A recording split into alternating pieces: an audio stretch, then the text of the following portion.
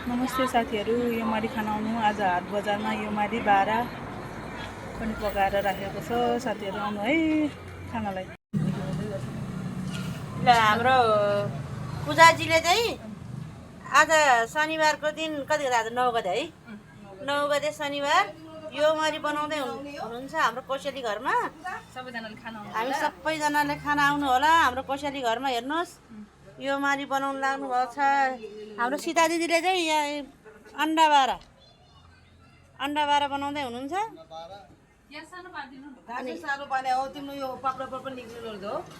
यो हाम्रो कोसेली घर हेर्नुहोस्। आउनुहोस् बोर्डजमन जाने चोकमा अन्डा बारा यो माडी हाट बजार लागिरहेछ।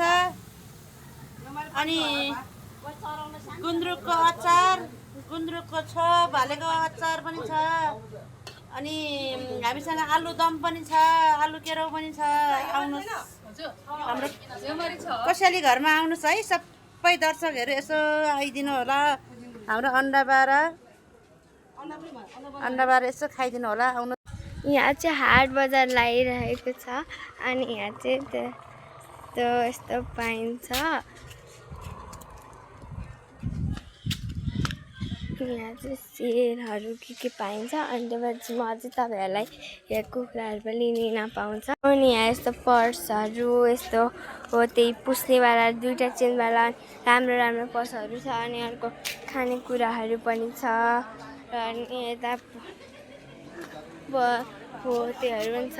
अनि यो ब्यागहरू पनि छ। अनि यो यस्तो झुन्डाउने साइड ब्याग पनि छ। यहाँ हेर्नु, यहाँ सक्नुहुन्छ, यहाँ साइड ब्याग छ। पोते पनि छ। यहाँ